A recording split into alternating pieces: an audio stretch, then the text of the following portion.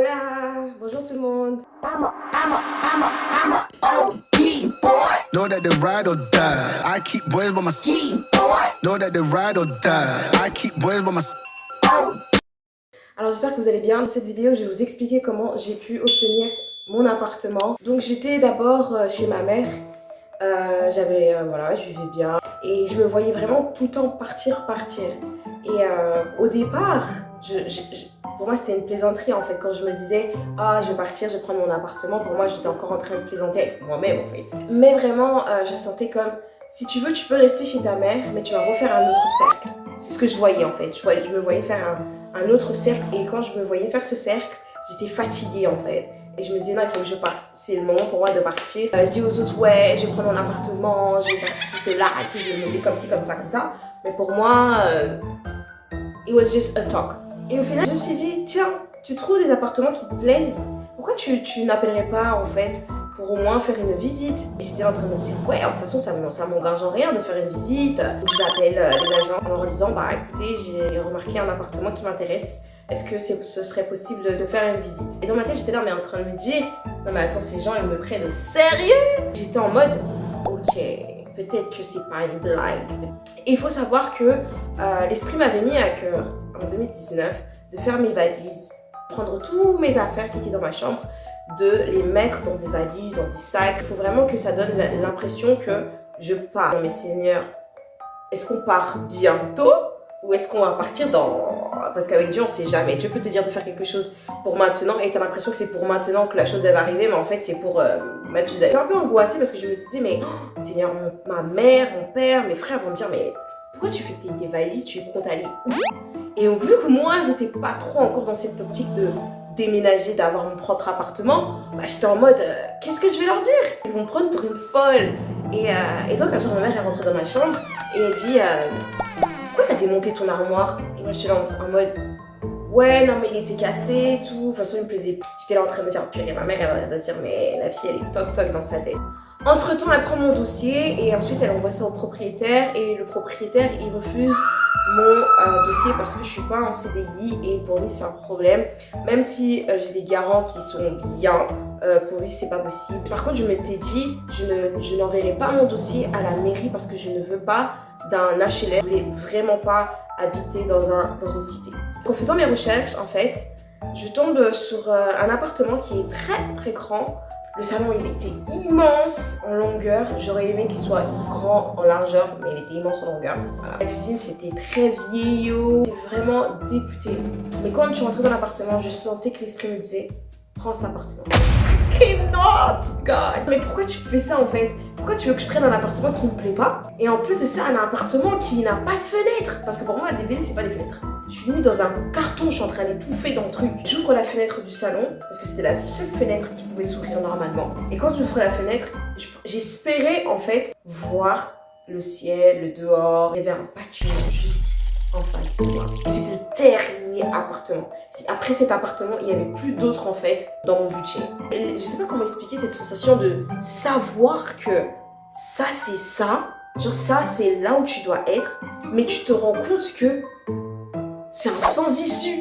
Est-ce que je vais prendre cet appartement par dépit parce que je sais que tu m'as dit que c'est cette ville? Donc je me sentais vraiment pas bien et puis la dame me poussait vraiment à prendre cet appartement et je sentais à l'intérieur de moi comme une lutte. Dis oui, dis au moins oui. J'étais là, je peux pas dire oui. Après, je me suis dit, tu sais quoi? T'as plus le choix. Il n'y a pas d'autre appartement. Et j'ai dit à la dame, je prends l'appartement. Et je me suis assise et j'étais là en train de dire, qu'est-ce que t'as fait? Est-ce que tu viens de réaliser la stupidité que tu viens de faire? Et dans ma plaisanterie, je viens de finaliser quelque chose de réel, de concret. C'était plus une blague en fait. Entre temps, moi, je me dis, j'ai mon appartement, j'ai déjà payé la caution, une partie de la caution de l'appartement, j'ai déjà fait les visites, on m'a dit que c'était mon appartement. Donc la dame de l'agence m'a dit, le mieux pour vous, ce serait que vous contactez EDF, que vous contactez Veolia, faites les démarches, vous assurez la maison et comme ça au moins tout est prêt quand vous arrivez. Je me disais, je vais acheter même mon lit, j'avais programmé la livraison pour un samedi, je devais recevoir les clés vendredi.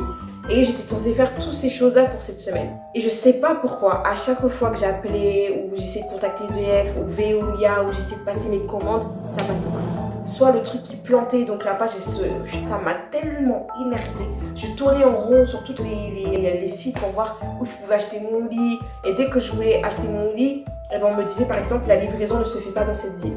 Il fallait aller jusqu'à telle ville pour aller récupérer. Je dis mais attends, j'ai pas de camion, donc comment je vais récupérer mes affaires et tout. J'étais là en train de me dire mais non, c'est trop compliqué. Donc je changeais de site, et je changeais de site, et je changeais de site, jusqu'à me fatiguer, jusqu'à je dis stop. Mardi, l'agence m'appelle. Madame Tic, est-ce que vous pouvez me rappeler, c'est urgent. Quand j'ai entendu ce message, je savais qu'on m'avait refusé l'appartement. Mais j'ai dit, tu sais quoi Seigneur, vu que je sais que c'est cette ville et que j'ai fait tous les appartements et que là, actuellement, il n'y a plus d'appartements, il faut que tu fasses un miracle. Moi, il en est hors de question que j'appelle cette dame pour entendre que cette dame me dise « je repars sans appartement ». En sachant que j'ai contacté ma mère pour qu'elle puisse faire des déplacements. En fait, j'ai fait toutes ces démarches. C'est pas pour me ridiculiser en fait devant mes parents, pour que je puisse dire à mes parents finalement l'appartement, je l'ai pas. Il en est hors de question. No way. Vendredi, je suis dans cette ville pour signer mon appartement. Point. J'appelle l'agence. Donc la dame, elle était pitée parce que voilà, le propriétaire, il a refusé. Moi, j'étais en mode confiante. Je me suis dit, Dieu va faire. Elle m'explique que pendant qu'elle était en train de parler avec le propriétaire, elle lui a fait comprendre que cela ne se faisait pas, que c'était pas professionnel. En gros, elle a remonté les bretelles. C'est pour ça que quand Dieu dispose quelqu'un pour vous, il se bat.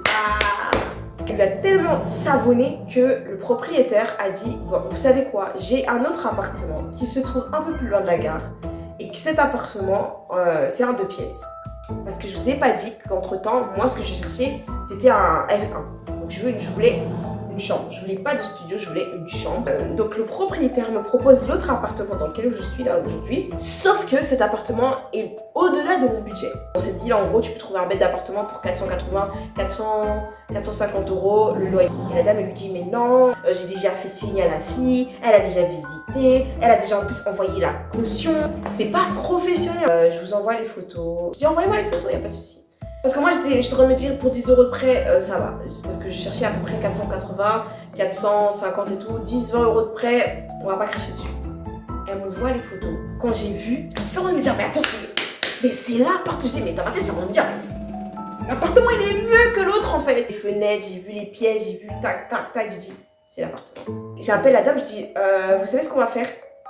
Je vais valider l'appartement sans même l'avoir visité. C'est-à-dire le jour, donc vendredi, le jour où je devais signer pour l'autre appartement, et ben en fait, je vais signer pour cet appartement sans l'avoir visité. Et la dame, elle me dit, oui, mais on peut pas faire ça parce que c'est interdit, il faut d'abord que vous visitiez l'appartement. Je dis, madame, je suis désolée, mais je peux pas. Ma mère, elle est en vacances jusqu'à lundi. C'est-à-dire que c'est sa dernière semaine. Pouvoir aller signer tous ces paperasses en fait. D'accord, j'ai pas le droit, mais vu comment ça s'est présenté l'histoire, on va faire comme ça. Elle a accroché, je dis voilà. Il n'y avait pas de possibilité que ce soit un non définitif. Genre un non, genre en mode Dieu ne va pas faire. Dans ma tête, je me suis dit, Seigneur, si tu m'as dit c'est cette ville, c'est cette ville. Il n'y a pas de je vais chercher ailleurs, il n'y a pas de en fait tout ça c'était qu'une blague, en fait tu t'es gouré, en fait t'as. No way. Je vais aller signer un appartement que je n'ai pas vu.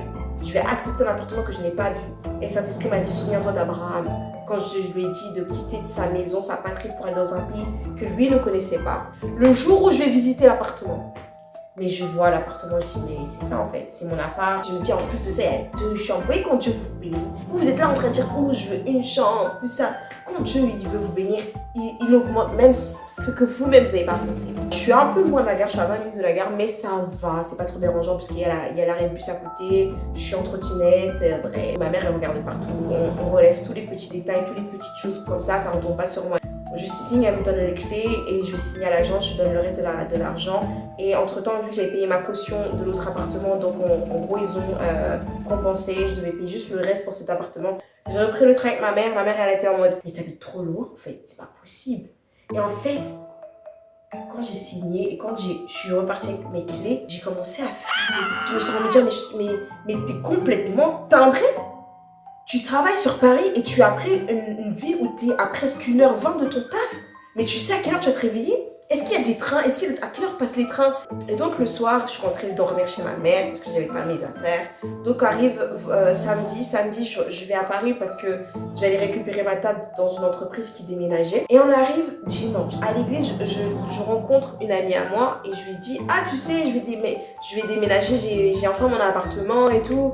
Elle me dit, ah ouais, tu as quelqu'un pour déposer tes affaires? J'étais là, non, j'ai personne. T'inquiète, je connais quelqu'un qui va pouvoir te livrer. J'étais en train de me dire, purée, trop cool.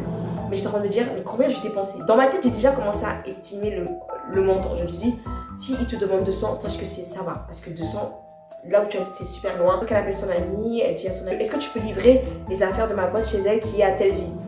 Je regarde, je dis, ah, c'est à côté de chez moi, c'est loin quand même. Pour mardi, c'est bon. Lundi, je vais chez ma pote, elle m'aide à faire les papiers, tout ce qui est les aides et tout, les APL. Et entre-temps, elle va être sûre que son pote est toujours prêt pour mardi. C'était toujours disponible pour mardi pour livrer ma pote chez elle ou pas? Et son pote, il dit, bah tu sais, aujourd'hui je travaille, mais je finis à 14h, si elle veut, je le livre aujourd'hui. I was like, what? Today? Genre aujourd'hui, là? Dans ma tête, en fait, je ne m'étais pas préparée que ce soit aujourd'hui. Hein. J'ai commencé à débarrasser ma chambre en speed. C'était du n'importe quoi. En fait, c'est là, à ce moment-là, que je me suis rendu compte que je n'étais même pas super bien préparée quand le Saint-Esprit, en 2019, m'avait dit, mets tes affaires de côté, parce qu'en fait, on va partir très vite. Donc, on prend mes affaires, direction chez moi, j'arrive chez moi, je mets tout dans ma maison, je retourne chez ma mère. En fait, tout ça s'est passé en une semaine. En une semaine, on m'a dit oui, tu as l'appartement, le premier appartement. La même semaine, on me dit tu n'as plus l'appartement. La même semaine, la dame, elle me donne un autre appartement. La même semaine, je visite cet appartement. La même semaine, j'achète mon lit, mon canapé, ma table. Dans la même semaine, je me fais livrer mes affaires. C'est passé tellement vite. Genre, Dieu a fait ça en une semaine. Sur ce, si vous avez vraiment aimé ma vidéo, ne oubliez plus, laissez des likes. Si vous avez des questions, vous pouvez les mettre en commentaire. Et je vous dis à plus tard dans une prochaine vidéo.